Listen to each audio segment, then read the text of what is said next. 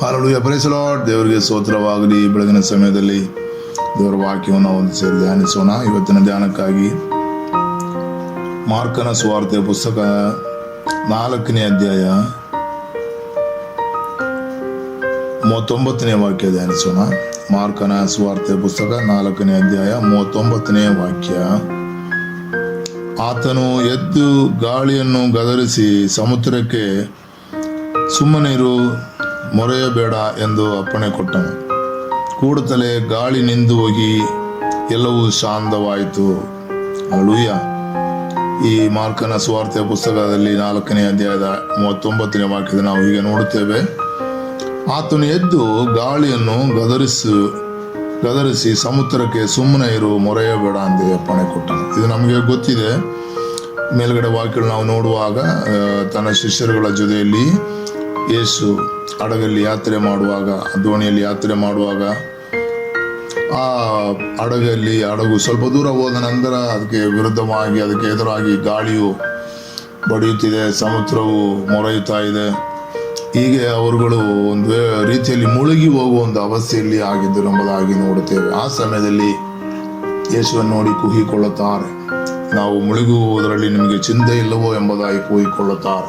ಪ್ರಿಯ ವಿಶ್ವಾಸಿಗಳೇ, ಯೇಸು ಕ್ರಿಸ್ತನ ಜೊತೆಯಲ್ಲಿ ನಾವು ಜೀವಿಸಿದರು, ಯೇಸು ಕ್ರಿಸ್ತನ ಜೊತೆಯಲ್ಲಿ ನಾವು ನಡೆದರು. ಕೆಲವು ಸಮಯ ಕೆಲವೊಂದು ಉಪದ್ರವಗಳು, ತೊಂದರೆಗಳು ಅನುಭವಿಸಬೇಕಾಗಿರುವ ಸಂದರ್ಭಗಳು ಬರುತ್ತವೆ. ಕೆಲವೊಂದು ಇಕ್ಕಟ್ಟುಗಳು ನಮ್ಮ ಜೀವಿತದಲ್ಲಿ ಬರುತ್ತವೆ. ಕೆಲವೊಂದು ಕಷ್ಟಗಳು ಬರುತ್ತವೆ, ನಷ್ಟಗಳು ಬರುತ್ತವೆ, ಕೆಲವೊಂದು ದುಃಖದ ಕಾರ್ಯಗಳು ಸಂಭವಿಸುತ್ತದೆ. ಇದೆಲ್ಲವೂ ಯಾಕೆಂದು ಕೇಳುವಾಗ, ಅದರ ಜೊತೆಯಲ್ಲಿ ಯೇಸು ನಮ್ಮ ಜೊತೆಯಲ್ಲಿ ಇದ್ದಾನೆ. ನಮ್ಮನ್ನು ಬಿಡಿಸುವ ದೇವರು ನಮ್ಮ ಜೊತೆಯಲ್ಲಿ ಇದ್ದಾನೆ. ನಮ್ಮನ್ನು ಸೌಖ್ಯಪಡಿಸುವ ದೇವರು ನಮ್ಮ ಜೊತೆಯಲ್ಲಿ ಇದ್ದಾನೆ.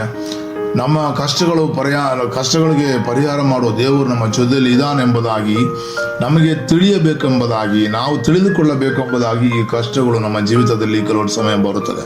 ಆಮೇಲೆ ಆ ಸಮಯದಲ್ಲಿ ನಾವು ಯೇಸುವನ್ನು ನೋಡಿ ಮೊರೆ ಇಡುವಾಗ, ಯೇಸುವನ್ನು ನೋಡಿ ಪ್ರಾರ್ಥಿಸುವಾಗ ದೇವರು ತಕ್ಷಣವೇ ಬಂದು ನಮ್ಮನ್ನು ಬಿಡಿಸುವ ಅನೇಕ ಸಂಭವಗಳನ್ನು ನಾವು ತಿಳಿದಿದ್ದೇವೆ, ನಾವು ಅನುಭವಿಸಿದ್ದೇವೆ.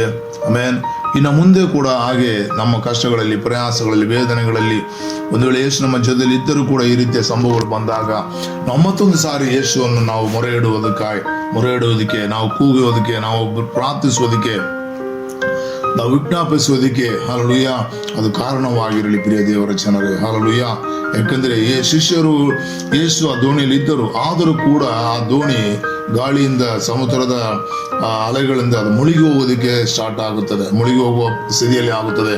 ಆದರೆ ಯೇಸು ಹಡಗಲ್ಲಿದ್ದಂಥ ಕಾರಣ ಅದನ್ನು ಪೂರ್ತಿಯಾಗಿ ಮುಳುಗುವುದಕ್ಕೆ ಬಿಡಲಿಲ್ಲ.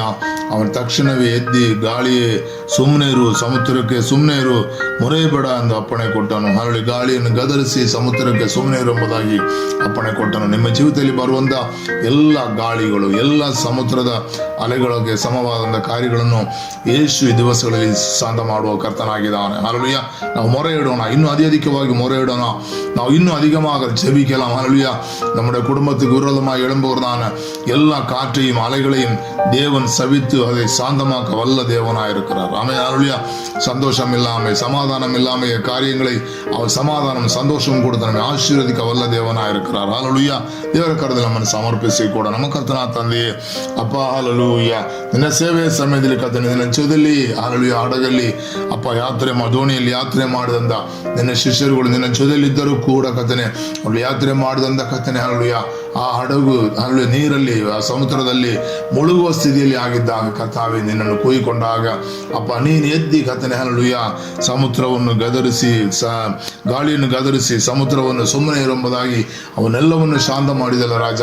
ಅದೇ ಪ್ರಕಾರ ಕರ್ತನೆ ನೀ ನಮ್ಮ ಜೊತೆಲಿ ಇದ್ದರು, ನಾವುಗಳು ನಿಮ್ಮ ಜೊತೆಲಿದ್ದರೂ ಕೂಡ ಕರ್ತನೆ ಕೆಲವೊಂದು ಸಂದರ್ಭಗಳಲ್ಲಿ ವೇದನೆಗಳು, ಕಣ್ಣೀರು, ಪ್ರಯಾಸ, ಕಷ್ಟಗಳು, ಸಂಕಟಗಳು, ದುಃಖಗಳು ಎಲ್ಲ ಬಂದರೂ ಕೂಡ ಕರ್ತಾವೆ ಈ ದಿವಸದಲ್ಲಿ ಕತೆ ನಾವುಗಳು ನೀನು ನೋಡಿ ಮೊರೆ ಇಡುತ್ತಿದ್ದೇವಪ್ಪ. ನೀ ನಮ್ಮನ್ನು ಬಿಡಿಸುವ, ನೀ ನಮ್ಮ ಕತೆ ನಮಗೆ ವಿರುದ್ಧವಾಗಿ ಬರುವಂಥ ಎಲ್ಲ ಗಾಳಿಗೂ, ಸಮುದ್ರಕ್ಕೆ ಸಮವಾದ ಎಲ್ಲ ತೊಂದರೆಗಳನ್ನು ನೀಗಿಸಿ ಕರ್ತಾವೆ ನಮ್ಮನ್ನು ಬಿಡಿಸುವ ದೇವರೆಂಬುದಾಗಿ ನಾವು ನಂಬುತ್ತಾ ಇದ್ದೇವೆ ಕರ್ತನೆ. ಸ್ತೋತ್ರ. ಹಲ್ಲೇಲೂಯಾ. ಈ ದಿವಸದಲ್ಲಿ ನಮ್ಮ ಜೀವಿತದಲ್ಲಿ ಬಂದು ಹೋಗುವಂಥ ಎಲ್ಲ ಪ್ರಯಾಸಗಳು, ಎಲ್ಲ ವೇದನೆಗಳು, ಎಲ್ಲ ಕಣ್ಣೀರು, ಎಲ್ಲ ದುಃಖ, ಎಲ್ಲ ಕಥನೆ ಸಂಕಟಗಳನ್ನು ಕಥನೆ ನೀಗಿಸಿ ಕಥನೆ ನಮ್ಮ ಕುಟುಂಬದಲ್ಲಿ, ನಮ್ಮ ಮಕ್ಕಳ ಜೀವಿತದಲ್ಲಿ, ನಮ್ಮ ಒಂದೊಬ್ಬರ ಜೀವಿತದಲ್ಲೂ ಕಥಾವೆ ದೊಡ್ಡ ಸಮಾಧಾನ ಕಥನೆ, ಒಂದು ದೊಡ್ಡ ಶಾಂತವನ್ನು ಕಥನೆ ನೀನಲ್ಲದ ಕಥನೆ ಆಜ್ಞೆ ಪಡಿಸೋದಕ್ಕಾಗಿ ಸ್ತೋತ್ರ ಮಾಡುತ್ತೇವೆ ರಾಜ. ಹಲ್ಲೆಲೂಯ. ಶತ್ರು ನಮ್ಮ ಜೀವಿತದಲ್ಲಿ ಬಂದು ಯಾವುದೇ ಕಾರ್ಯಗಳ ನಿಮಿತ್ತ ಅಲ್ಲೋಲ ಕಲ್ಲೋಲ ಮಾಡಲೆಂದೇ ಕರ್ತಾವೆ ನಿನ್ನ ಕೃಪೆಯು, ನಿನ್ನ ಕಥೆಯ ಕರುಣೆಯು, ನಿನ್ನ ಪ್ರೀತಿಯು ನಮ್ಮ ಜೊತೆಲಿ ನಡೆಸಲಿ ಎಂಬುದಾಗಿ ಪ್ರಾರ್ಥಿಸುತ್ತೇವೆ ಕಥನೆ. ಸ್ತೋತ್ರ. ನಿನ್ನನ್ನೇ ನಂಬಿ ನಿನ್ನ ಪಾದ ಬಿಡಲು ನಮ್ಮನ್ನು ಸಮರ್ಪಿಸುತ್ತೇವೆ. ನಮ್ಮ ಸಭೆಯ, ನಮ್ಮ ವಿಶ್ವಾಸಿಗಳ, ನಮ್ಮ ಕುಟುಂಬಗಳು, ನಮ್ಮ ಊರು ಕಥನೆ ಎಲ್ಲವನ್ನು ಕಥೆ ನಿನ್ನ ಕರದಲ್ಲಿ ಕೊಡ್ತಿದ್ದೇವಪ್ಪ. ಈ ದಿವಸಗಳಲ್ಲಿ ನೀನು ಶಾಂತ ಮಾಡಪ್ಪ. ಈ ಅಲ್ಲೋಲ ಕಲ್ಲೋಲವನ್ನು ನೀಗಿಸಪ್ಪ. ಈ ಸಮುದ್ರಕ್ಕೆ ಸಮವಾದ, ಈ ಗಾಳಿಗೆ ಸಮವಾದಂಥ ಎಲ್ಲ ಒತ್ತಡಗಳನ್ನು ಕಥಾಲುಯ ಎಲ್ಲ ವೈರಸ್ಗಳನ್ನು ನೀಗಿಸಿ ಕಥನೆ ನಮ್ಮನ್ನು ಕಥೆ ನಮ್ಮ ದೇಶವನ್ನು ಶಾಂತ ಮಾಡುವುದಕ್ಕಾಗಿ ಪ್ರಾರ್ಥಿಸುತ್ತೇವೆ ಕಥನೆ. ಸ್ತೋತ್ರ. ದೊಡ್ಡ ಕಾರ್ಯಗಳನ್ನು ಮಾಡಿ ಯೇಸುವಿನ ನಾಮದಲ್ಲಿ ಬೇಡುತ್ತೇವೆ ತಂದೆ. Amen. Hallelujah. Praise the lord.